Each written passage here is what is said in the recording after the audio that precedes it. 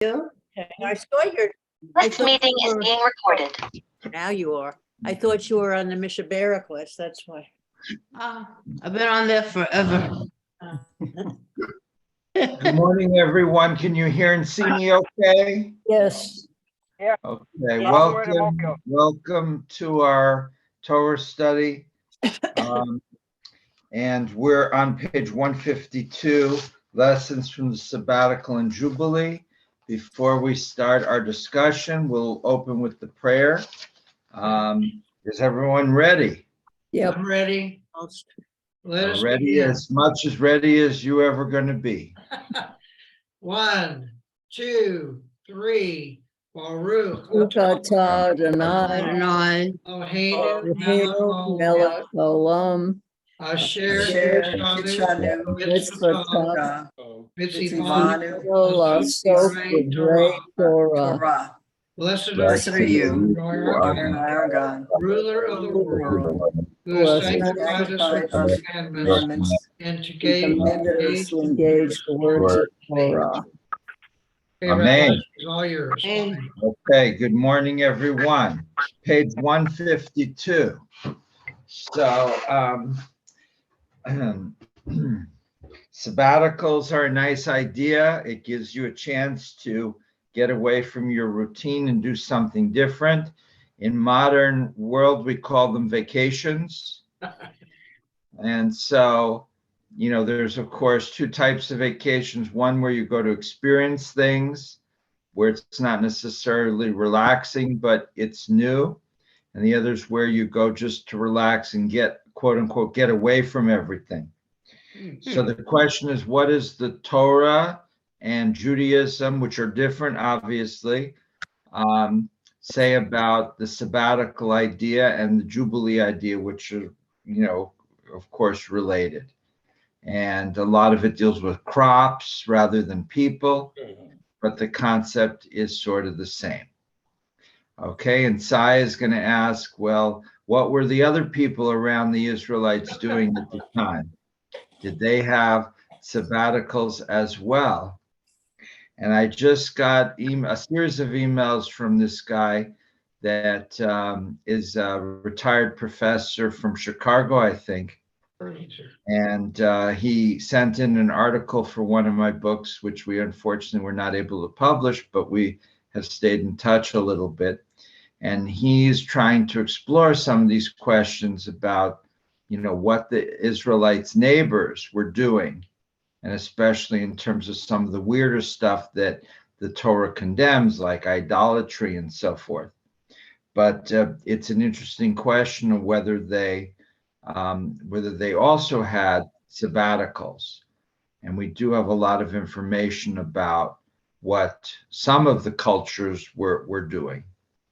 That's just a few of my opening comments. I mean, I think that sabbaticals for people and for crops can be very different situations, but that certainly for people it's a good idea. For terms of crops, it not only might be good for the land to lie fallow once in a while, maybe.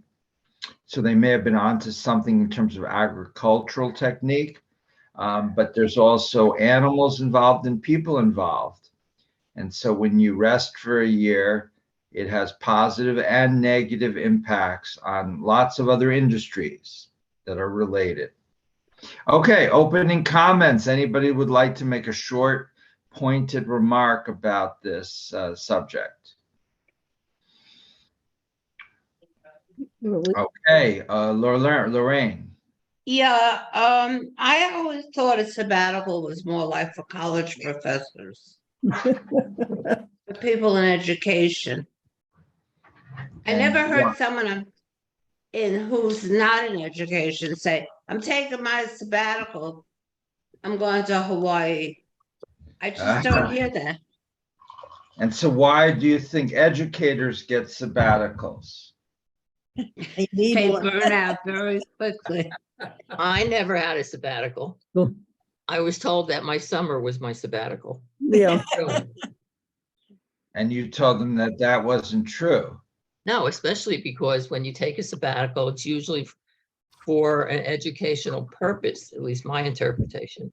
So that if I was to take a sabbatical, it would be to go somewhere where I was going to learn something that I couldn't learn at home.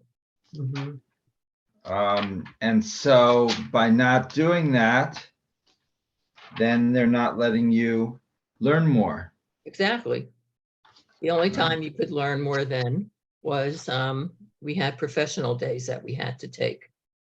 And then you got to choose the subject you were interested in. So a professional day was as close as to a sabbatical that I ever was able to get to. Okay. But one day is not like a whole 6 months or a year. Exactly. And, but you could have maybe applied for the Jubilee. How often does a Jubilee come around? 50 years. 50 years. Yeah. We should all live so long. Right. So that you have to stay in your current position for 49 years to get that Jubilee year. So that might be something more palatable to the employer because it's further ahead. You know, they don't really have to worry about it that much right now. Okay, other comments, Evelyn? Yes, Rabbi, by today's standards in terms of medical welfare and psychological welfare, many vacations are considered to be far more beneficial than one lengthy vacation as such. So while we may have, years ago, they may have applied a sabbatical to agriculture because the soil took that long to recover from overuse. At the same time, today, when we tend to think of sabbaticals, it's in terms of the individual's welfare, both physically and mentally, and taking a year off is not only not feasible, but actually, I think, detrimental to one's welfare, except for, as what Minya said, if you are going off for a course of study, that's one thing, but there aren't many of us who are in that position or sort of employment that would enable you to do that. So today's concept of sabbatical, I don't think applies to much of today's society. I feel, again, that people take either long weekends or they take a month off or something like that is actually more in terms of the way we live currently than what the ancients felt as such. And so I don't think the term sabbatical can apply to very much in today's society per se. Okay, Evelyn, they're going to put you on the State of Arizona University Board and have you negotiate with the professors. Marcia. Well, I maybe this was inferred before, but when you say personal days that are you often in part of a person's employment, they're entitled to so many a year. Many companies do that. Does that day or two here or there count as a sabbatical day? I think what Lorraine was saying basically is the usage of the word. Usually in our society doesn't apply to educational days, but when it's written in here in our book, it's general vacations, and I think we have to kind of put it together. But personal days, Evelyn, that's only a couple of days. How many personal days? Well, then I think the term sabbatical is a misnomer. It should not be called a sabbatical. It has a different concept completely. Yeah, I agree. Yeah. Okay. Pam, you were the most recent one working that I can imagine here. How many sabbatical days, personal days does one get a year generally? Depends on who you're working for. Yeah, I know that, but what is it, like 10 or something like that? What do you get? I don't know. I don't know. Haven't been employed in a long time. Yes. Riva. Yeah, I was a federal employee for 30 years. And after a certain number of years, I don't recall how many, you could accumulate a maximum of 240 hours per year for vacation time or personal time. And then there was some amount of hours that you could allow for sick leave. and there were restrictions on how much would roll over. Yeah. So you could reach a point where they called it use it or lose it. You had so Yeah, many my- hours towards the end of the year, and either you use them or they would disappear. I know my husband had 2 weeks and then he graduated to having 3 weeks off, you know, in the summer or whatever. Yeah. Yeah, you'd max out at 240 hours, that's 6 weeks. Uh-huh. And also, one of the nice things with the federal government is you could donate your hours to somebody else. So for Oh, example, a friend in my office had cancer and required a lot of extra treatment. And a lot of people donated their hours to her. No, that was Oh, generous. wow. Okay, so Cy, and then we're gonna move on. Well, I just wanted to bring to the attention, everybody, the situation in France vis-a-vis when you should retire. It's not an easy thing, and there's a lot of economics involved in when you take retirement or when you take sabbaticals and so forth, if someone else has to pay for it. That's the key thing at the end there, if someone else has to pay for it, right? So if you have your own business, it's very different than if you work for the federal or That's right. state. Yeah, And I know growing up in New York, the police union was able to endorse, had a lot of employees, and they would, basically whoever running for mayor needed the endorsement of the police union to win. And so it helped the police union get these unbelievable contracts. So, and I know people that retired from the police, and they were getting pensions that were just unbelievable. But it's good to be part of a group that can control who becomes mayor. And I'm sure the Chicago, I heard, is sort of the same thing. the pension's different. Pension's different than vacation, though. Yeah. So if you have a Torah in front of you and you turn to the Parsha Bahar, which is Leviticus chapter 25, let me just read you the first several sentences to just give an overview of the 25 what? chapter 25 in the book of Leviticus. Okay. God spoke to Moses on Mount Sinai, saying, "Speak to the children of Israel and say to them, when you come into the land that I give you, the land shall observe a Sabbath rest for God. For 6 years you may sow your fields, and for 6 years you may prune your vineyard, and you may gather in its crop. But the 7th year shall be a complete rest for the land, a Sabbath for God.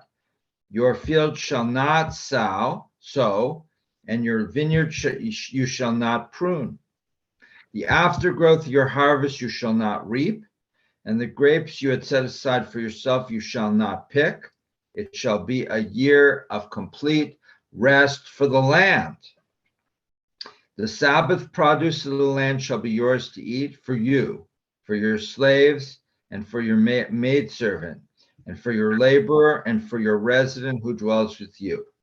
And for your animal and for the beast that is in your land shall all its crop be to eat."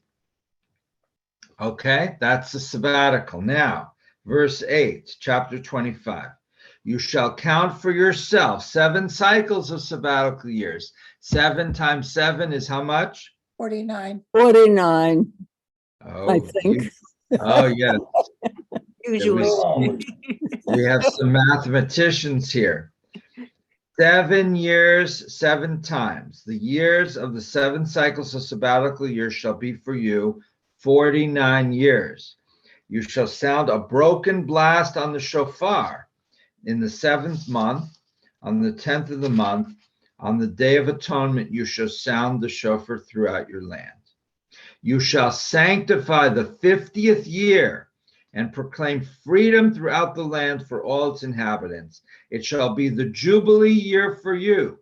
You shall return each man to his ancestral heritage, and you shall return each man to his family. It shall be a Jubilee year for you. for you. This 50th year, you shall not sow, you shall not harvest its outgrowths, and you shall not eat what was set aside of it for yourself. For it is a jubilee year. It shall be holy to you. From the field you may eat its crop.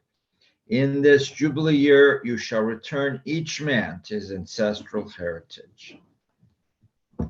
And it goes on. But so that gives you a little bit of just the Torah's description of the sabbatical, and then how the sabbatical fits in to the Jubilees. Yes, Pam? Rabbi, how did they determine year zero? How do they just, I didn't miss what she said. I said, if they talk about the 50th year, how did they determine year zero?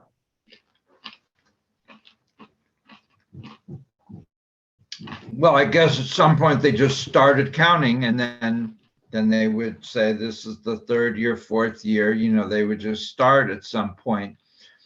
It didn't really matter because the point was that, every 50th year. So you started, and then, it wasn't like it had to be this year rather than that year. It was just the point was to do it once every 50 years. That becomes very complicated after Yeah. on. Well, the whole calendar issues are very complicated. The broader issues of how to calculate the calendar and how to make sure the holidays are observed in the right days. The whole thing is extremely, extremely complicated. And this is just one aspect of it. And I can see one way of subverting that concept by dividing your land into 7 portions so that you leave one portion fallow every year, a different one. And so in a sense, you are conceding what is in the Bible, and yet at the same time, you're not completely doing it. And how do you relate that to the that are involved that also are supposed to be getting a sabbatical? Do you give a certain portion of the personnel a complete year free? I know that farmers out west used to do this many, many years ago before they had more current techniques of farming, and that they would let one portion of their land lie fallow, or subsequently discover that they could use crops such as beans or rye to regenerate the soil per se. As Marcia started to say, this gets awfully complicated. I don't know how you resolve it. A lot of it depends on what the purpose is. So Evelyn's comments suggest that the main purpose may have been, to make sure the land stays good. So if that's the purpose, then there's certain things that you might want to do or not do. But we're not 100% sure what the purpose is. Riva. Yeah, it's modern times, it's called rotating crops. Crops, yeah. Also, what they do is, as Evelyn mentioned, is they plant legumes during the off years. Also, I said nowadays. beans. And they've done that all over the world, because when they turn it over at the end of the year, it enriches the soil for its use again. Mm-hmm. But Minya and then Marcia. What was the longevity in those days? Did people live 50 years? And was it something that stayed within the family? So if the father, let's say, or the husband or the main male did not live till 50 years, could their children pick up and continue from there? Potentially. I mean, I think there were people that lived into their 70s, 80s, and beyond, like today, but far fewer. So many people might die in their late 30s, or, but, the lifespan was the same as today, but, it was much easier for people to get things that today would be easily curable, but were not, and that could either kill them or it could handicap them, and then they would die of other factors.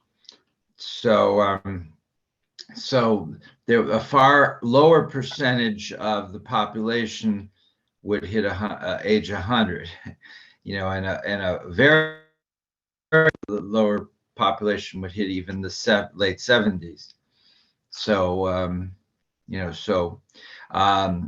now there's other it implies there that if somebody gets into trouble with debt and even has to serve time as a slave because of debt, that these sabbaticals and jubilees might act as a reset, kind of like on your computer where it says, do you want to put everything back onto factory reset mode, where all of the changes you made are eliminated and it goes back to the settings that were there when you bought the computer. And so here too, you could just reset it, and regardless of what trouble you got into, how much you gambled away your money, you would get at least your land, your family's land back, your heritage of your ancestors. So you couldn't permanently cause damage. You might cause damage for 1 or 2 generations, but eventually things would be restored. Okay, let's start reading. We're on page 152 at the very, very, very, very, very bottom of the page. Who would like to read? And welcome to Donna. Hi. Had a little trouble getting in, but that's okay. Yeah, good, thank you. We want to thank Charlotte who was scurrying around in the 30 minutes before today to make sure that the link was okay, which apparently it is. Yeah. Who'd like to read? Okay, thank you, Minya. Lessons from the sabbatical and jubilee years. Just as the Torah calls for a Sabbath day of rest for people after every 6 days of work, it also commands a Sabbath year of rest for the land after every 6 years of cultivation. It also calls for a Yovel, or jubilee, a 50th year, completing a cycle of 7 sabbatical years. Mention is made of the sabbatical year in Exodus 23:10-11, where the Israelites are instructed not to cultivate their lands, vineyards, or olive groves. During the sabbatical year, they are to leave whatever grows for the needy and wild beasts. Without our Torah portion, the Israelites are told that while they may not work the land or prune their vineyards or orchards, it is permissible to eat whatever happens to grow during the sabbatical year. In addition to the practice of resting the land, the Torah also commands that all debts are to be canceled during the 7th year. Okay, stop there, Minya. Thank you. You'll note that some of this comes from our Parsha in Leviticus, but the last point comes from Deuteronomy. Deuteronomy presumably was written later and is a summary of the other 4 books of Torah, but in some ways, the Deuteronomist, which is what they call the editor of the book of Deuteronomy, made some changes, tried to redo the Torah a little bit. So what are the main points so far of the sabbatical? Anyone? Putting the land to fallow. Good. Yeah. Good. What else? Yes, Pam? letting the people glean. Pam. The concept of a schedule, a definite schedule of how this is going to be. Okay, good. Which provides a certain sense of reassurance to people that at some point, even if things don't go well, you'll get at least some of what you had back. Okay. Anything else? Yes, Bernie? Also permitting people Bernie. He doesn't hear. Bernie, I want to get Is something Bernie straight here? first. Oh, Steve, can you say something, please? Do we assume or do we know that everybody celebrated on the same cycle? It wasn't one person one year and one person another year? That is certainly our assumption, but you have to be very careful. As Sai will tell you, that, you know, what's written in the Torah here, especially in Deuteronomy, but elsewhere as well, we have no necessarily proof that this was ever implemented, right? This is what's written in a text that was written by one or more intellectuals and then edited by other intellectuals. This is, in some cases, maybe aspirational rather than a reflection of what was done. But my thinking is, how did they eat on the off year? Well, they saved up food from the previous 6 years. Well, we know from Egypt that you don't always get that benefit. Right. It certainly seems very harsh. Steve and then Marcia. May I finish one last thing? Yeah, sorry, sure. This whole concept seems to discourage capitalism. Right, and did I say that the Israelites were capitalists? No. Or even, I can't think of the right word, but Oh, that's Bernie. Oh, sorry. okay, I'm done. But they're not capitalists, right? I mean, this is not a capitalist system, is it? No. It has a lot of central planning elements, and they're telling people what to do. I mean, I don't know what it is, but it's not capitalism. Let's change the word to enterprise. Right. Doesn't seem like it's encouraging private enterprise either. You know, they're telling you you can't do anything in the 7th year. That's not entrepreneurial. Entrepreneurial is letting people come up with new ideas. And if they come along the 7th year and say, why is all this stuff just sitting here, not generating capital? Then you'd say, let's do something this year. And let's make a new fizzy wine, and we'll call it champagne. And we can sell it to the Philistines. And the Philistines will say, wow, this stuff is great. Let's buy some more.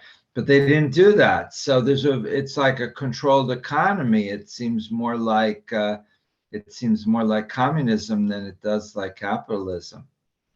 But these terms, of course, are anachronistic.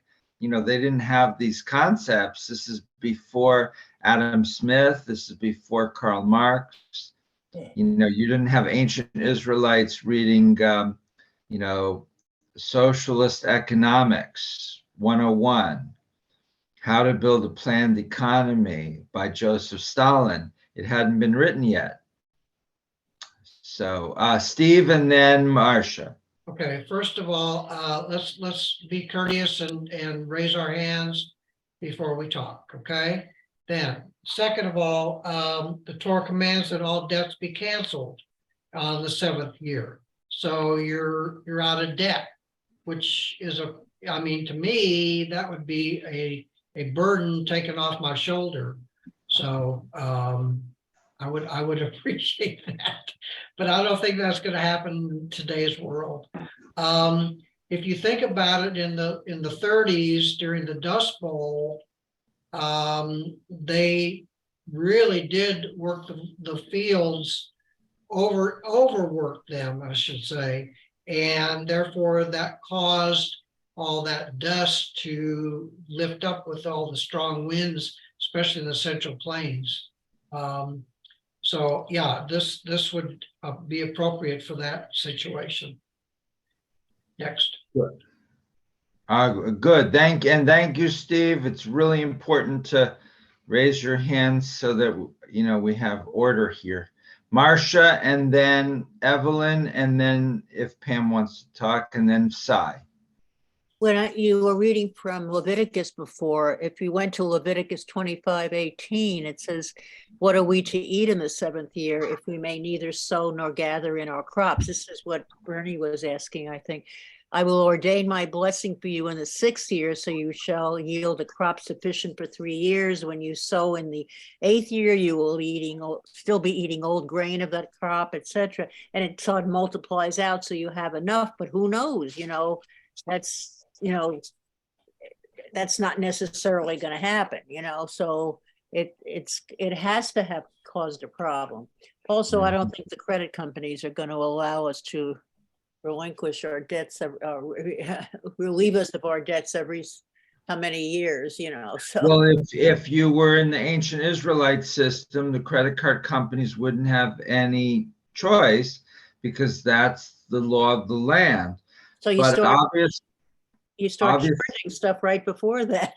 But obviously, the credit card companies would know this up front, so they'd have to develop a strategy that said if we let people borrow, and we have to, calculate risk based on that when that seventh year is going to come up. So they would have to maybe charge higher interest rates, knowing that they're going to have certain losses on every seventh year. So the good thing is that this is a known policy. This is not an arbitrary king at the end of 6 years saying, okay, next week, all debts canceled. Everybody knows from the very beginning of the 7-year cycle what's going to happen. So you can plan accordingly.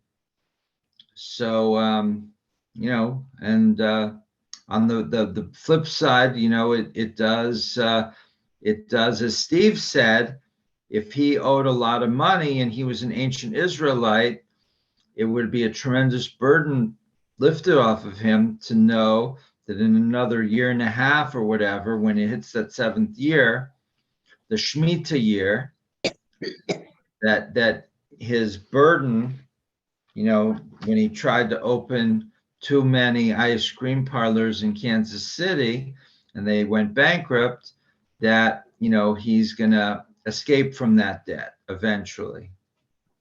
Okay, Evelyn, Pam, and Cy.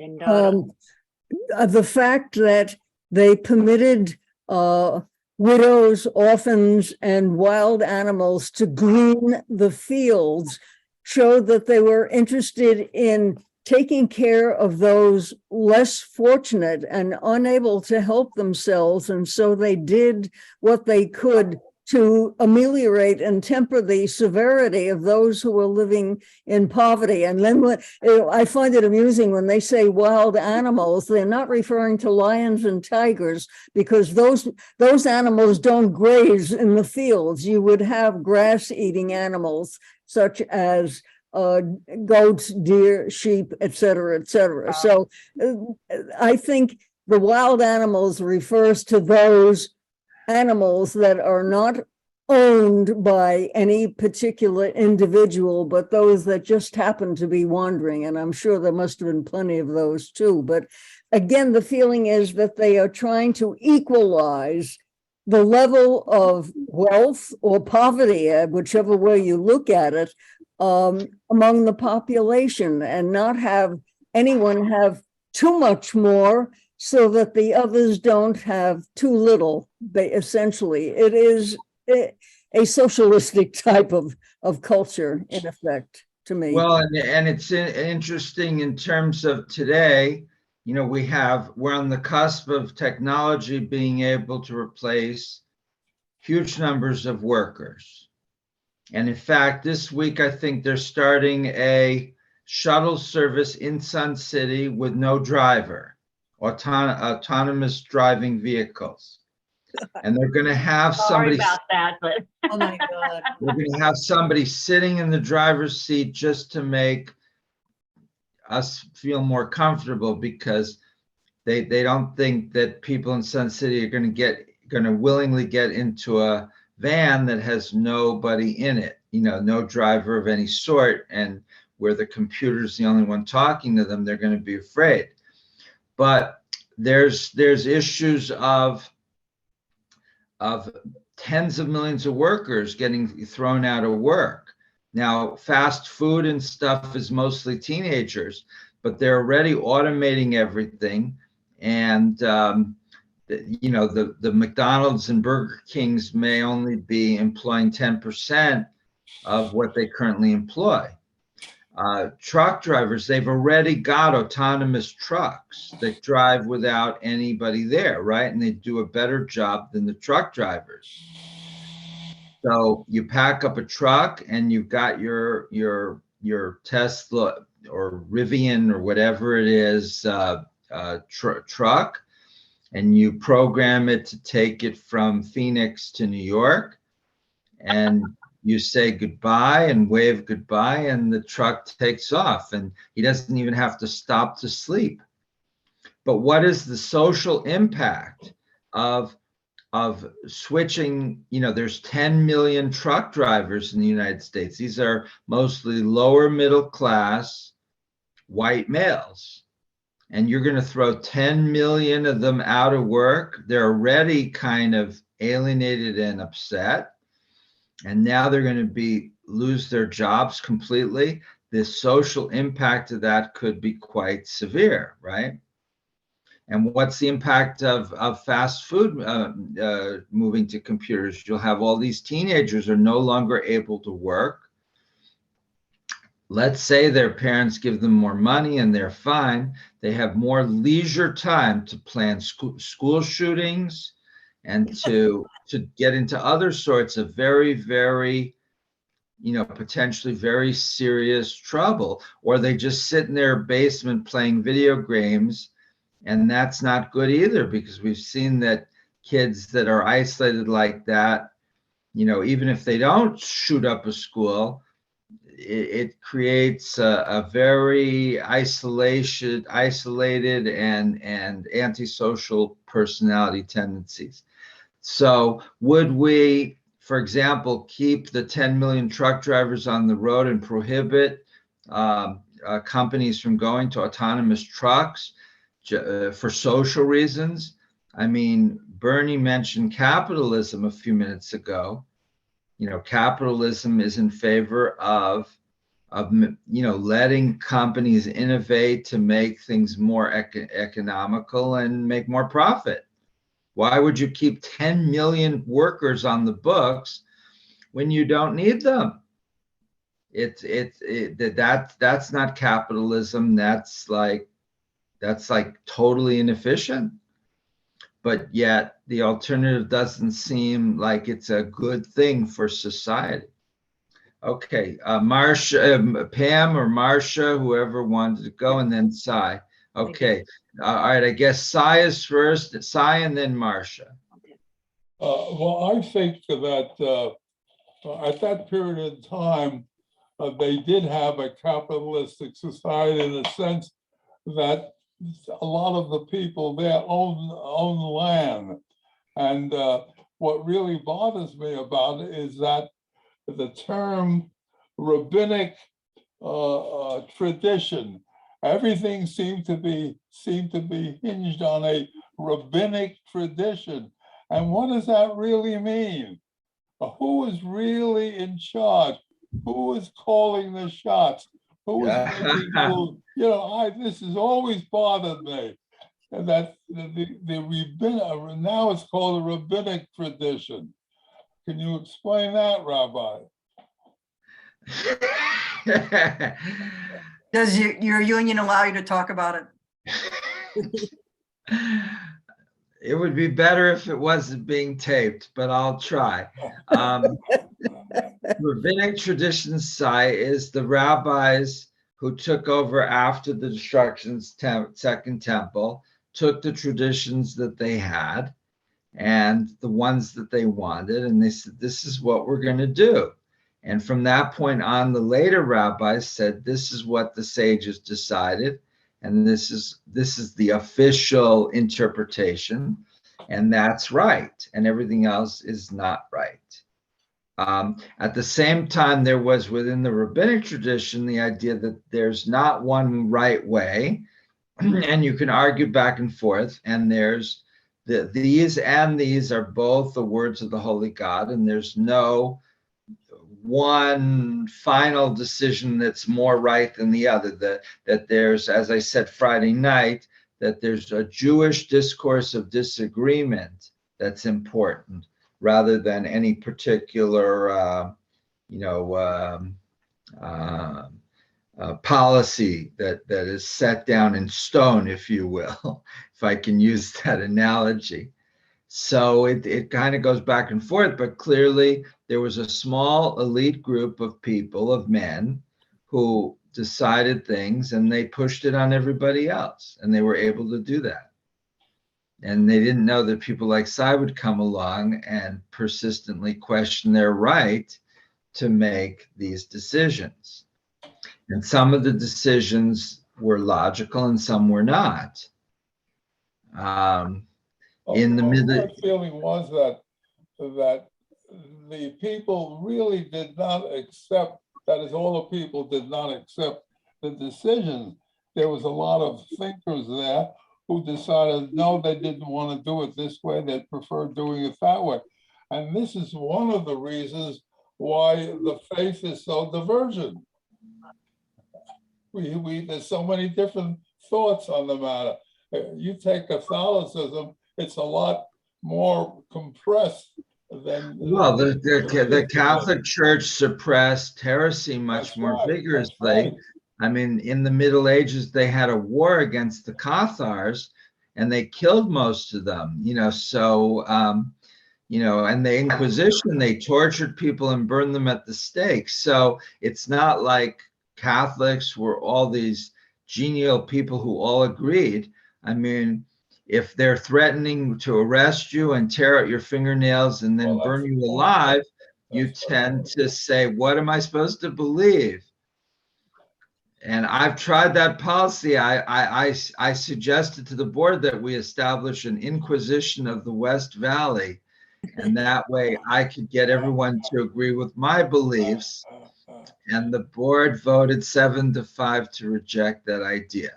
It was close.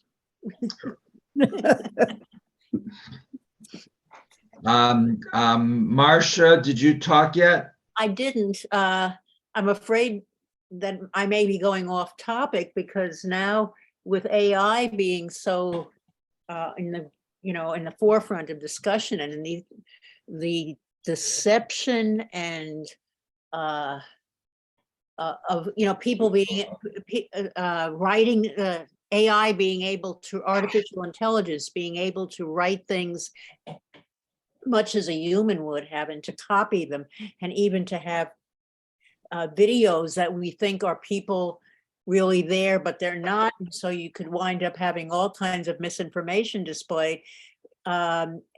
It's going to be able to replace people in a lot of ways. Well, it could, I should say. And but I think it will. I know it's scary, but I think it's separate. And I thought about it after while in the background people were talking. It's different than this situation where they were trying to pull some sort of equalization back again into society by having these sabbatical years and and jubilee years of freeing debt and getting people back into more of a equal standing in their economics in the community. So.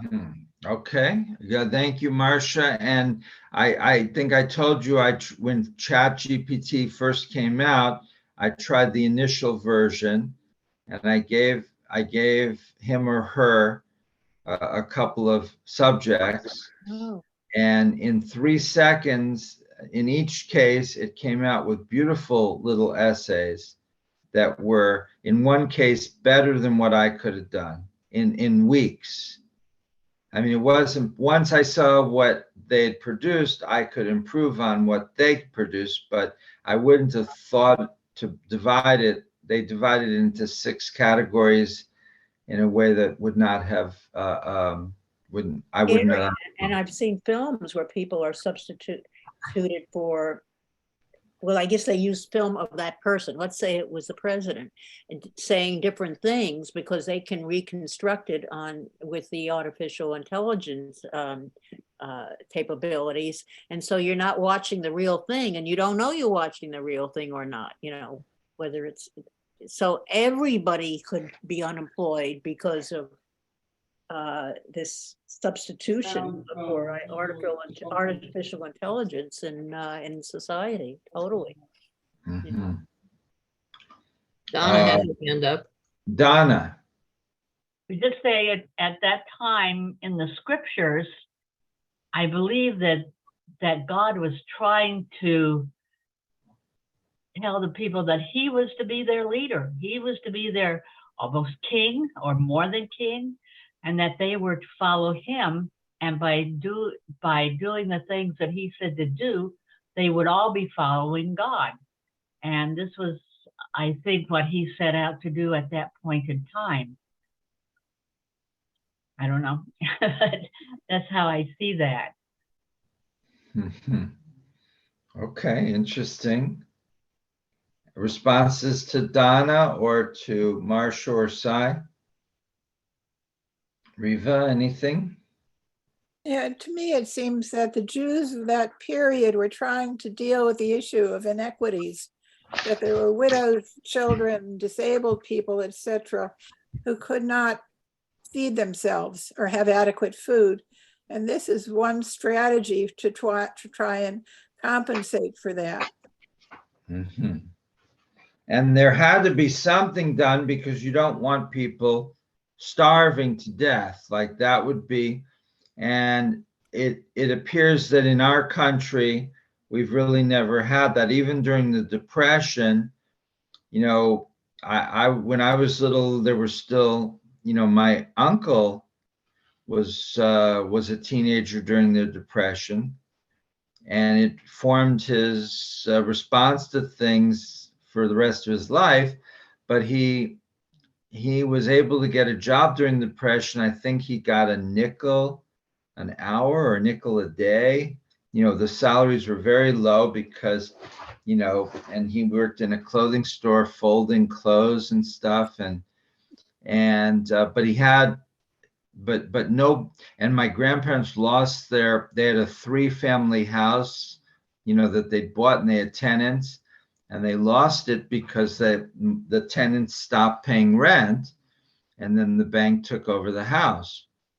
And then I think they remained renters. They had to go back to being renters, and they stayed renters for the rest of their lives, I think. But nobody starved, actually physically just starved to death, as far as I'm aware. Or certainly it wasn't a widespread thing. People were enormously poor, and there was the fear of starvation, but it didn't really happen. You know, in Russia and the Soviet Union, in contrast, there was mass starvation, right? China, there was mass starvation. Some of it was even deliberate government policy, and some of it was incompetence, and some of it was just they couldn't get food to the right places. So that's something you cannot, as a civilized society, have large numbers of people just starving to death, you would think, right? Okay, Minya, we're back to you. We're in page 153, and during the year of the Jubilee. Minya, you have to unmute. That would help. Okay. During the year of the Jubilee, which is announced by sounding the shofar on Yom Kippur, all laws of the sabbatical year are to be observed. In addition, all properties are to be returned to the families who inherited them at the time Joshua led the Israelites into the land of Israel. To guarantee fairness and land values, all prices of land were calculated on potential usage before the sabbatical, when they would revert to their original owners. The Jubilee was also a time when Israelites forced to sell themselves into slavery because of poverty were freed. All right, so I owe money. I've been going to what's the name of the casino nearby? Talking stick. That's No, on the the one- other side. That's still one near. right here. So I've built up debt. I'm going to now sell myself into slavery. But I know that when the sabbatical or the Jubilee year comes around, it's only 2 or 3 years away, and then I'll be free, and I'll get my house back. So I'll no longer be a slave, and I'll have a place to live, and I can try to rebuild my life a little bit. Rabbi, Evelyn. What is the difference between an indentured servant and slavery? To me, indentured means there is a finite time when Right. they are obligated to work for a master before they are considered able to be freed, whereas a slave is a slave all of his life. Right. What, I don't know what I don't understand what this designation is. Where does it use the term indentured servant here? They didn't, but Oh, okay, because in we're talking about the ancient Israelites. yes, The slavery in ancient Israel was different than slavery in the American colonies. So I think all the slaves we're talking about are indentured servants in your terminology. oh, So nobody was a permanent slave. You were a slave because of debt or because of war, and there was a certain limit. Now, there were certain conditions. The famous case is the guy goes in as a slave, and then while he's a slave, his temporary owner, gives him a wife, and he has 2 kids. And then the sabbatical year comes along, and they say, okay, you're free. You're free, but your wife and kids are not free. So they stay with the owner. Now, I don't know exactly how it worked. I mean, you would think they wouldn't be there forever, but the guy had a choice of leaving without his wife and kids, or getting punctured and agreeing to stay there forever. So it wasn't a great system, but it was mostly indentured rather than permanent. Cy. Well, it seems to me there's something basically wrong when you're having a relationship with God and he's asking you to do so many good things so that the relationship exists, but yet he doesn't talk about the slavery, whether it's indentured or not. It's a whole different thing, and that's never brought up. It's not expected of the Hebrews, if you will, and I don't hear any rabbinic remarks about it or writing, but it's an accepted thing, and that again seems to be all wrong in the whole system. Agreed. Okay, Steve, is that a hand? No, okay. All right, let's go back to Minya and keep reading a little bit. These practices concerning both the sabbatical and jubilee years were adapted and extended by the rabbinic tradition. For example, owners of fields were not allowed to collect and store large amounts of food in their homes because such a practice would deprive the poor. Bless you. Did somebody want to say something? Individuals or families were to take only the amount of fruits and vegetables required for their normal needs. If there was no longer any food available in the fields, owners were commanded to remove all food from their storage places and make it available to the entire community. It was forbidden to buy or sell produce from the field during the sabbatical or jubilee years. With Alexander the Great's domination of the Middle East, 330 BCE, Jews moved from an agriculturally centered economy to an urban economy. Loans of currency were required for business dealings. However, the strict laws of Torah called for a release of all debts by creditors during the sabbatical year. This meant that potential creditors, fearing their loans would never be repaid, refused to make loans available, resulting in a desperate situation for the poor who were unable to secure necessary loans. To solve this unjust situation, Rabbi Hillel created a financial arrangement known as prosbul. It allowed for the transfer of debts to the court with a guarantee that even during the sabbatical years, loans would be repaid. Okay, thank you, Minya. So here, we talked about this a few minutes ago. At the present time, if I use my credit card rather liberally to buy useless plastic figurines from Amazon, and I build up a debt of $50,000, I am on the hook for that debt unless Bernie agrees to pay it off for me. In this system, every 7 years, you would be absolved from your debt. Therefore, we said earlier, well, why would the credit card companies agree to let you rock up a debt, knowing that you could just run out the clock, you could just keep spending money freely, and at the 7th year, it's all absolved. So nobody will lend anyone money.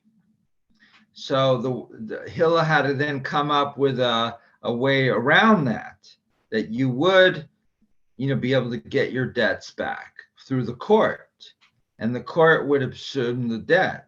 But then, the courts are going to go bankrupt if they don't figure out a way to get the people to reimburse them. So you can see the tension going back and forth. You want to help people who are in debt get back on their feet, but you don't want to destroy the whole economic system in order to do that.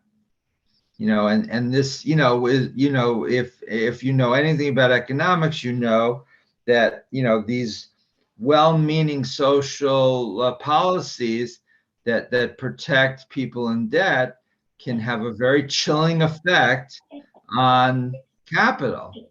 And so, that's the dilemma. Comments, Sai, and then Donna, and then Riva. Did you say that the court paid the debt? Yeah, it says here, I'm not the court paid the debt.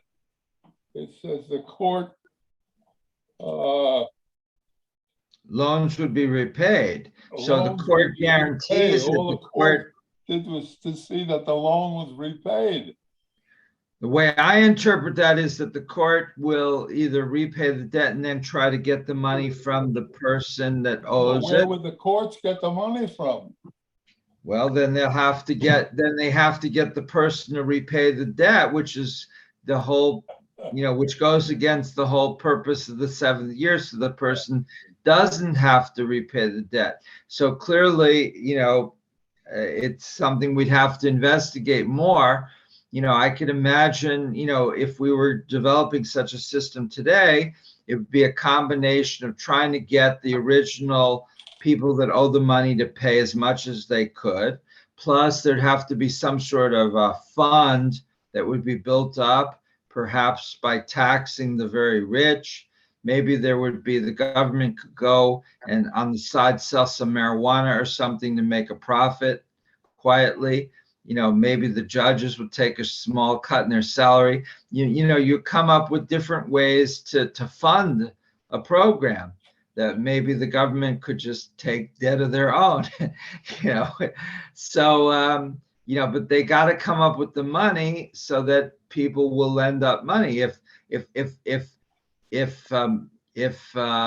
Lorraine wants to borrow money from me, I would say, okay, we're in America, we're going to make a contract, and it says you have to pay me back, and I'll be nice because I'll say no interest, but you borrow $5,000 now, in 12 months you have to pay me back $5,000.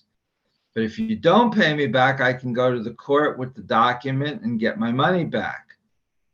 But if I can't do that, and Lorraine could simply keep the money and not pay me, and there's nothing I can do, then why would I lend her the money? Only if I want to be nice to give her the money, then I'll just say, Lorraine, I can't give you a loan, but here's the $5,000. It's a present. Don't give it back. It's just a present.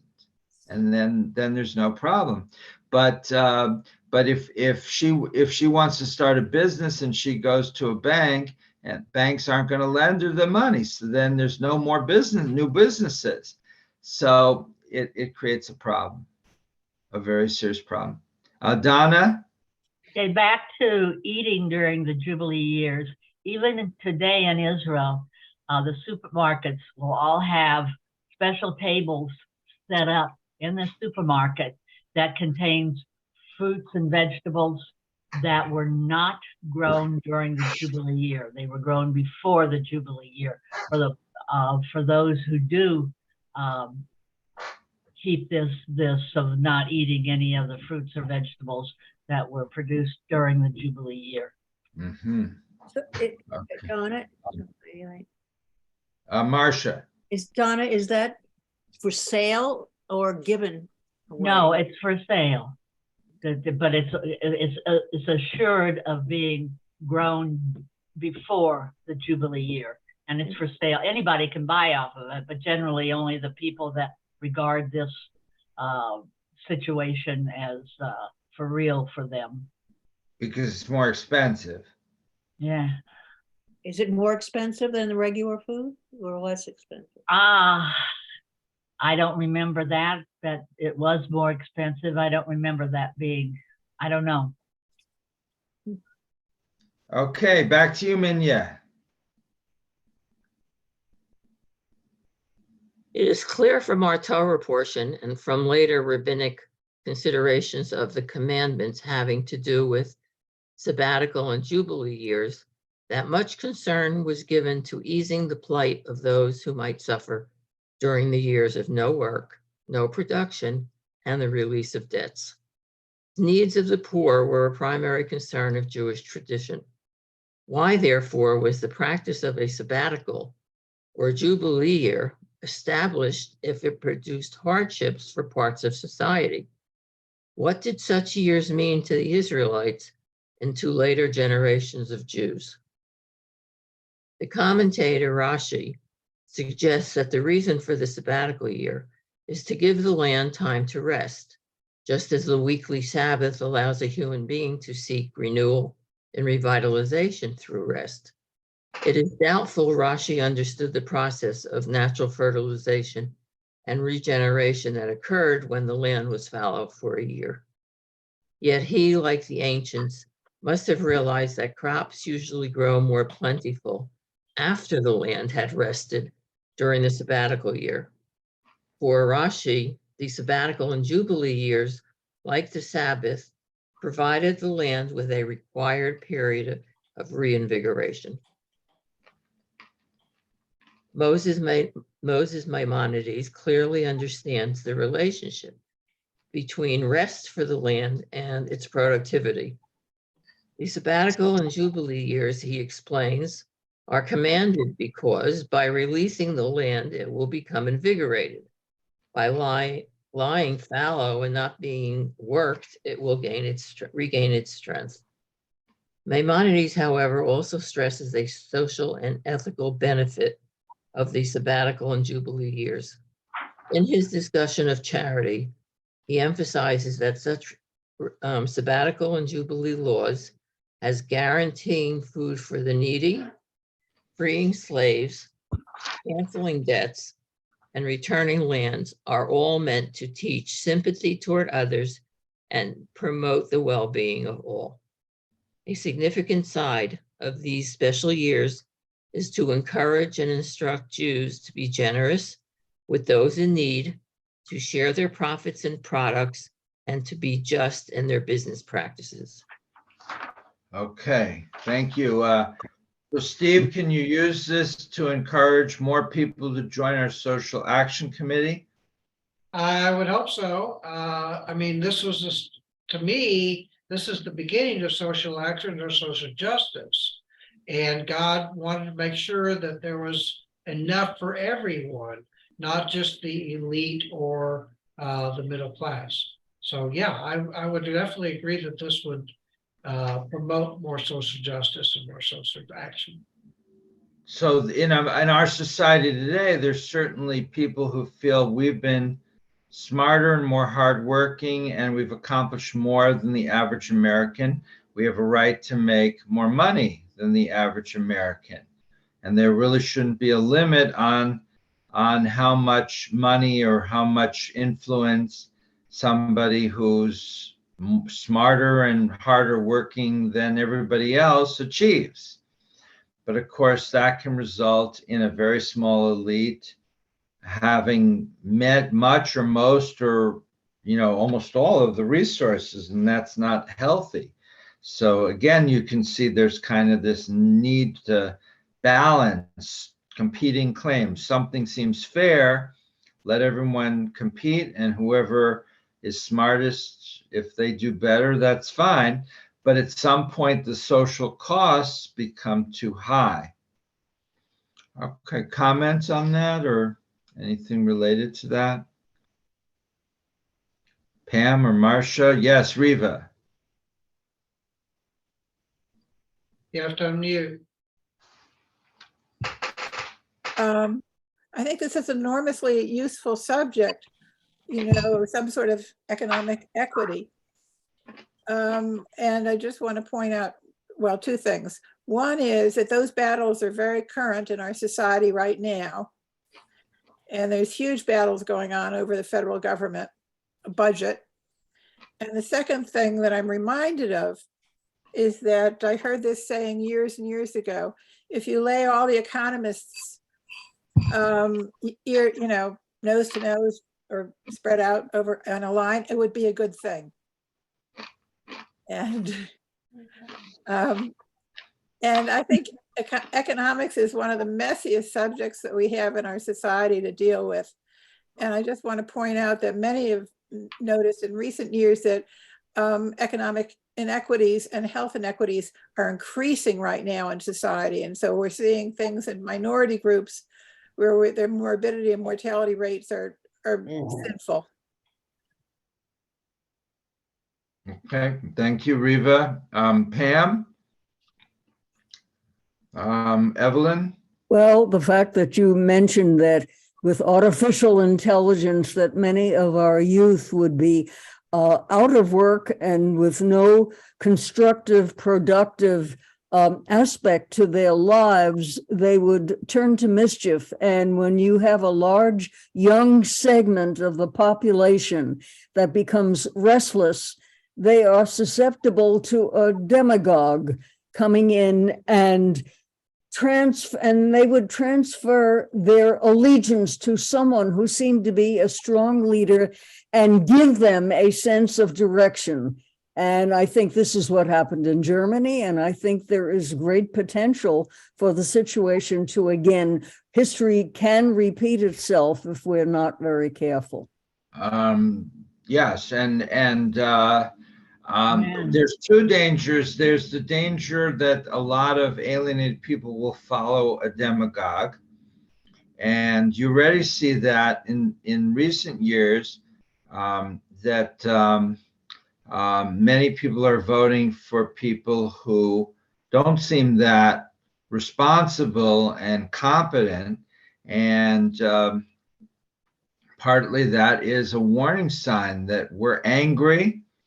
And we're not going to vote for somebody who's competent and bright. We're going to vote for somebody who is as angry as we are and is threatened, and who wants to attack the elites that we blame for all of our all of our problems. The other extreme of that is not that they're going to follow someone, but they just can do it themselves. They don't need a leader.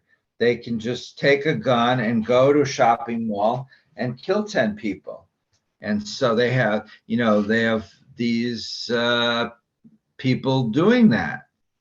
And so they're again angry, and they're alienated from society, and they're spending all their time in their parents' basement playing video games where they have to shoot people to get more scores.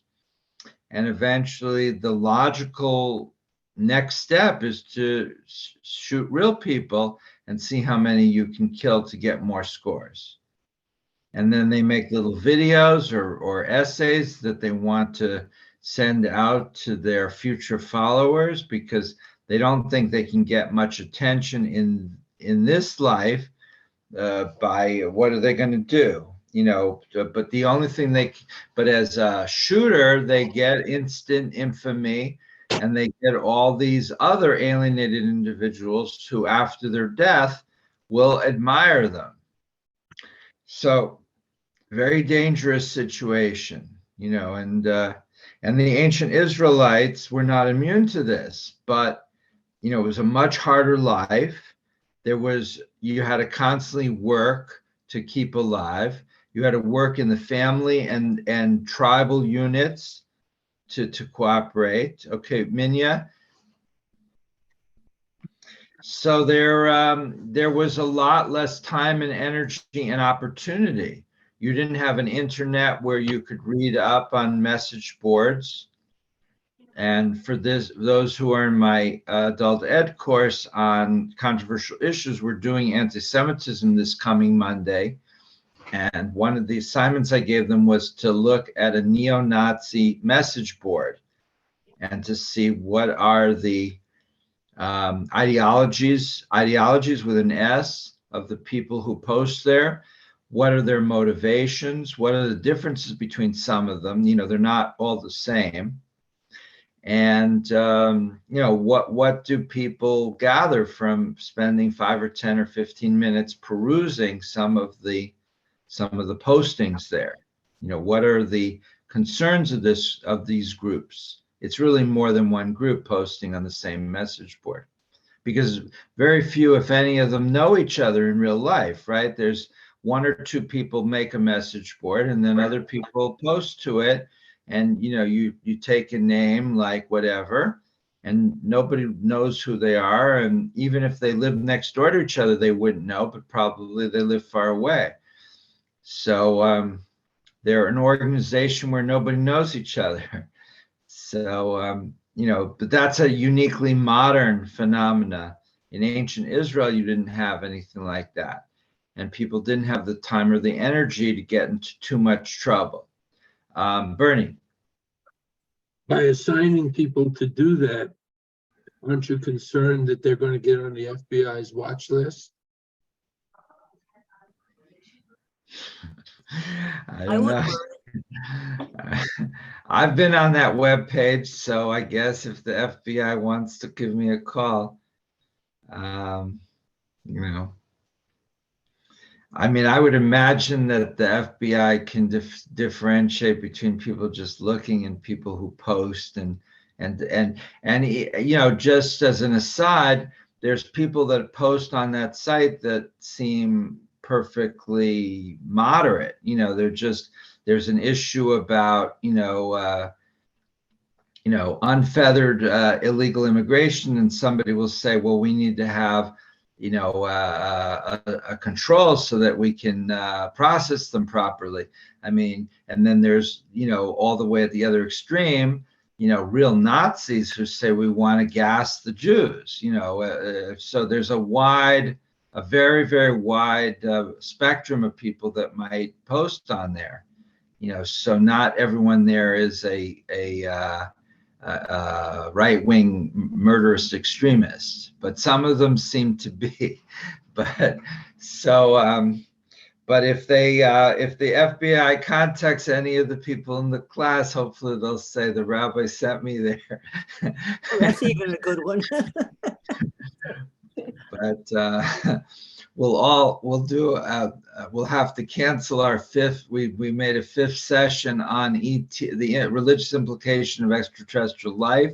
We'll have to postpone that session, and the whole class can go down to the FBI headquarters in downtown Phoenix together, and we'll all turn ourselves in.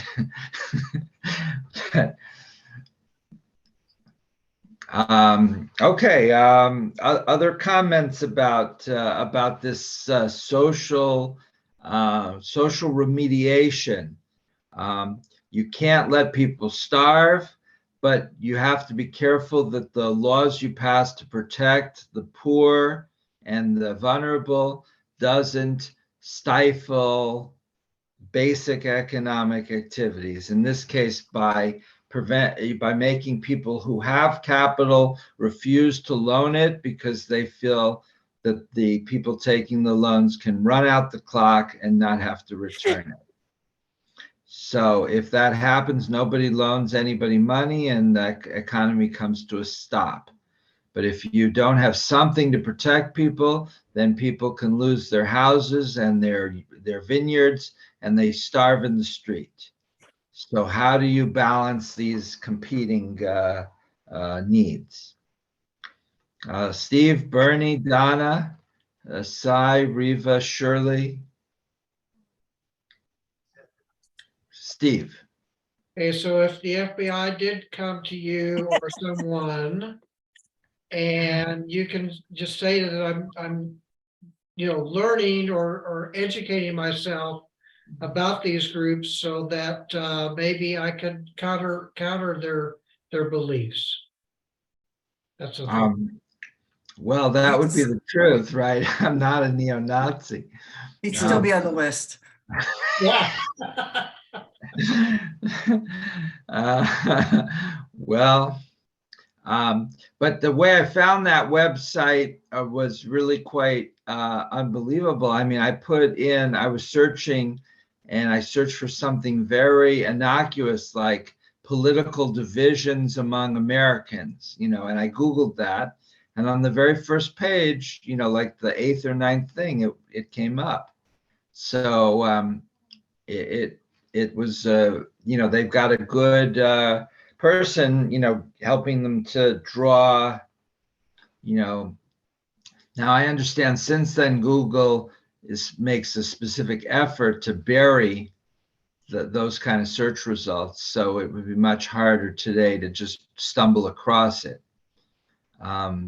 But that, Marcia. Well, going back to what you were just saying, that means that not Google puts things up in the order in which they're being pulled up on Facebook or whatever it is, or on Safari, wherever you are on. And so that means it's very popular. This is worrisome if it came up that high on the list, Yeah, right. And I think they're marketing it to people who are upset about pretty general things like illegal immigration and things that are not necessarily, neo-Nazi topics. And so a lot of the people that were posting didn't seem Nazi at all, but the hardcore people, were completely different. So they're marketing, they're marketing and they're trying to draw in, a lot more people to their sphere. And they're hoping that once they get on there, they'll gradually, develop some of the more hardcore attitudes, which seems like, from their point of view, a very good strategy. Yes, Marcia. I saw the Rachel, I don't know if anybody else watches Rachel Maddow, and she's only on Mondays now. And she had a show was today, Wednesday, 2 days ago, about neo-Nazism and anti-Semitism, and it was scary as can be. So it's an hour show. If anybody wants to, I don't know, yes, when you pull it up on demand, if you have Cox, you can't fast forward through the commercials, but it's an hour show. And if you can get to see it, it's very eye-opening and scary, really scary. I mean, there's so much of it going on. And I'm speaking tomorrow, if anyone wants to come, at the Advent Episcopal Church in Sun City West. And they emailed me this morning with the ad that's playing now about the little blue square. And the little blue square, basically the ad says, shows a little blue square in a big screen. And it says the blue square is only 2.3% of the screen space. And that's the percentage of Jews in America. And yet 57% or whatever percent of all hate crimes are against Jews, which is like, what is that, 20 times the proportion that it should be, or some huge number. And so she wanted to know if it'd be okay to show that 30-second ad at the beginning of my talk. And I said, sure. Of course, the talk is supposed to be on everything you wanted to know about Judaism, but didn't know who to ask.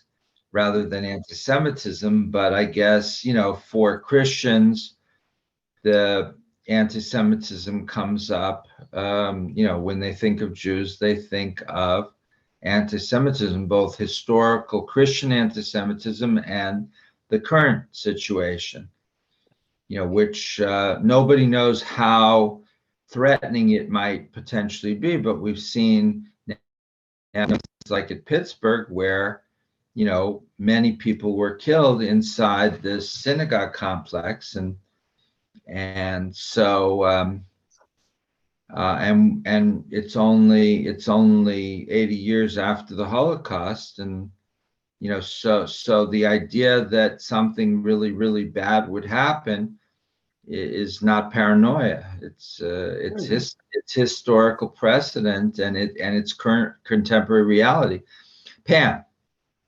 That whole Blue Square program, I think, is just very well done.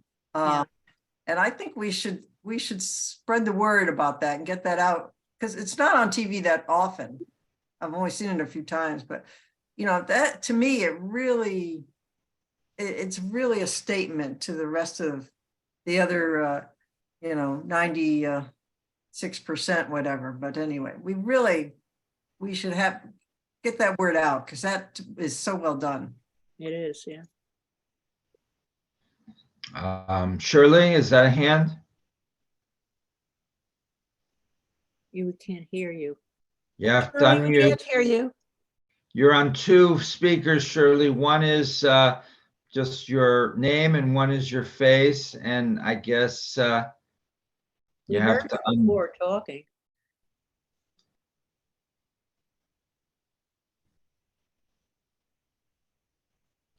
No, we can't. You got there. Something happened. She went off. Okay. She dropped down to the bottom. Well, we'll come back to you. No, I guess not. It will come back to you, Shirley. There she's back again. We still can't hear you though. All right. Who's next? Anybody? And economic issues in America, at least, affect anti-Semitism. As we all know, the harsher the economic climate, the more likely anti-Semitism is to go way up, right? If most people are happy and doing well, then they may or may not like Jews, but it's not that important. If they're poorer and lose their jobs and get more and more frustrated, then the obvious thing is to blame someone. And so if there were to be a big economic downturn, then almost certainly anti-Semitism will shoot up. And as a synagogue, we've done what we can. We try to be careful. But nothing is foolproof, right? So, yeah, okay. So, any final comments?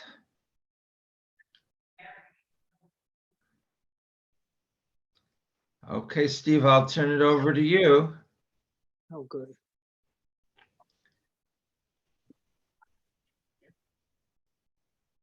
Steve, you're muted now. Thank you. Since Rabbi's going to be on vacation for 6 weeks, someone there? Yes. We've got How many weeks? 6. That's what I thought. Wow. Yeah. And so we've got 6 volunteers to mediate for the next 2 months. Minya, Marcia, myself, Reva, Evelyn, and Pam. If you want to let me know what dates would be would work for you, let me know so that I can assign you a date, okay? And then we can do our history and study and all that stuff to get once we get it assigned. Okay. The can-do item for this month is toothpaste and toothbrushes. So everyone's going to have healthy teeth after we donate. So any other comments or concerns before we conclude? Rabbi, are you going somewhere special? Well, I'm starting off by doing a wedding in Dominican Republic, Punta Cana, for 3 days. And then I'm going to the Hartman Institute for the second time to study. They're having a 2-week study institute for rabbis that the theme is choosing the choosing people, instead of the chosen people, where God chose us, they're saying, we're the choosing people. So that should be interesting. And this is in Jerusalem, right? This Jerusalem. this is in Jerusalem, correct? Oh, good. Okay. Enjoy. Say Yes, hello for me. absolutely. I will, if I get to Tiberias especially. Yeah, absolutely, absolutely. Well, then let us conclude then with the blessing after the Torah study. Together, Baruch Baruch atah Adonai, Adonai, Eloheinu Eloheinu melech haolam, haolam, asher asher natan natan Torah emet, emet, v'chayim olam v'tavim. Baruch Atah atah Adonai, Adonai, Notain King HaTorah. HaTorah. Blessed is Blessed is Adonai Adonai our our God, God, ruler of ruler the of the universe, universe, has given has us given us the teaching of truth truth, and implanted planting with with us us eternal eternal life. life. Blessed is Blessed is Adonai. Adonai. Of the Torah. Amen. Next week, we start Leviticus. So that should be an interesting discussion. You mean number? Numbers, I'm sorry. Numbers, yeah. Yes, numbers. Yes. And that's a whole different PDF, so you Right. make sure you have that PDF. Right. Take care, everyone. Have a great rest Bye. of the week. And we'll see you soon. Take care. Okay.